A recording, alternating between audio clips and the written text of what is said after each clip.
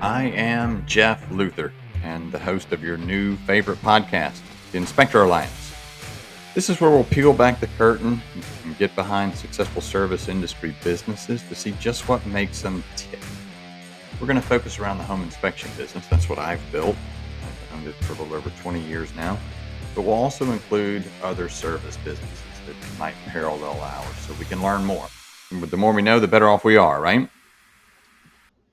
All right, so I just finished a podcast, and I had kind of a reflection, I guess, as I was going through that podcast. So I wanted to circle back and get this recorded before it escapes me. And as I age, things tend to escape me pretty quick.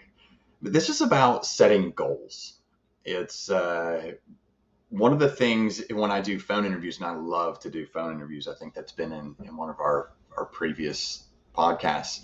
I love to interview people. I love doing the phone interview because people don't know who I am. They don't know that I own the company. I'm just some guy doing a phone interview. But also there's no body language. So if someone is naturally intimidating or naturally submissive or shy, then you don't have body language to mess that up. And in the phone interview, I do like to say, hey, I'm not a professional interviewer. I know there are specific questions to ask, but I don't know what those are. And if I did, then you would know the specific answers to give. And I don't think that's productive. So I do like to talk to people. So why don't we just chat? And I try to loosen them up then. And if, as we're going through that process, I think it's like maybe the second or third question I ask about goals, not specifically because, it's a specific interview question, but I'll goal like, hey, if you and I bump into each other at the grocery store in 5 or 8 years, let's say 8 years, what would you like to tell me you've accomplished professionally between now and then? And then, that question is framed a little bit different. So sometimes the answer is a little bit different. I'll say, well, what are your goals? And then they'll say, oh, well, I want to be a manager, or I want to have my own department, or I want to be making money for the company. A typically canned answer is what you'll get. So I'll back it up. And this is what I tell folks, and this is real. This is so true. And it's one of my favorite things to say to people is I started this company at $0. I have a calendar from October of 2002. All I had to do was make $50 a day, average out $50 a day. I still have that calendar.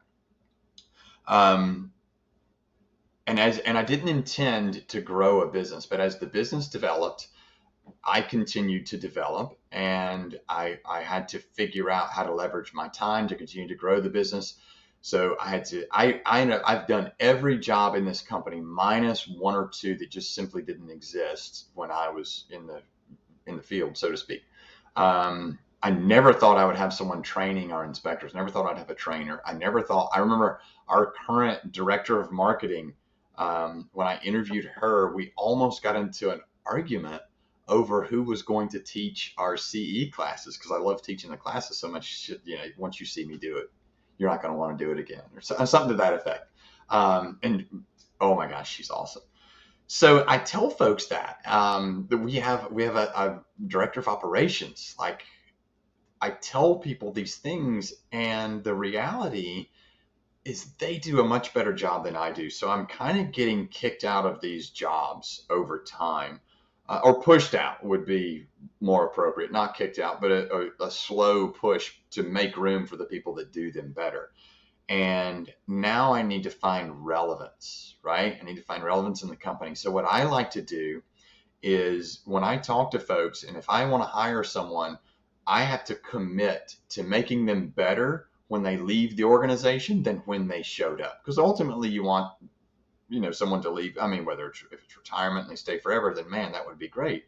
But if not, then you want to help build those people up along the way, right? Make them better, make them more marketable when they leave than when they showed up. So give them skills, help them develop themselves, help them find their goals, help them find what makes them tick, what do they want to do. And then you, as the employer, you get to enjoy that ride all the way up. I'll give you a great example. If you have, let's say you have an admin or a secretary, and they type 40 words a minute and they have a goal of typing 70, then doesn't that make sense that you figure out how to get them from 40 to 70? And even if they want to type 70 so they can go be a court reporter or whatever it is, it makes sense that you get them to 70 because you get to enjoy that ride from 40 to 70. And once they're at 70, they don't leave on the first day. But you've done two things. You've improved the value of the company. You've probably raised the bar of that position, right? And then also you've helped that person become more marketable out in the job market than when they showed up. So I tell them that, and I say, now I have to find relevance in the company. So it's critical to me that I keep the company moving forward because all these people that work here are the people that built it, and I owe it to them to keep it moving forward.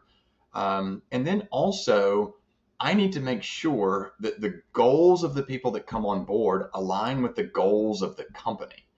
That way, I know that we make this a huge success for the employee while the company gets to enjoy that ride all the way up.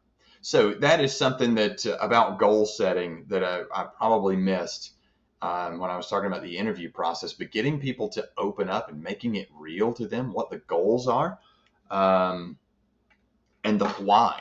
I like the why for me is I want to get you there. Like that excites me. I want you to be there. Whereas in the interview process, they're thinking the why. Wow, this person wants to see that I have ambition. They want to see that I have drive. They want to know that I'm going to work really hard. That's not it for me. If it's a true goal that they're passionate about, and we can get that to align with the company, oh, they're going to move with lightning speed to get there anyway. So that was just a quick one that I wanted to put out. I may have missed it in that initial podcast I did about phone interviews, but I hope I know that that's helpful. I mean, that's like one of the things that kind of comes from the heart and is experience driven. And if you take nothing away from any of these downloads, take this 6.5 minute podcast and toss that around a little bit. If you like what you hear, I hope to get more of the quick and critical. Click that like button down at the bottom, subscribe, and I'll see you soon.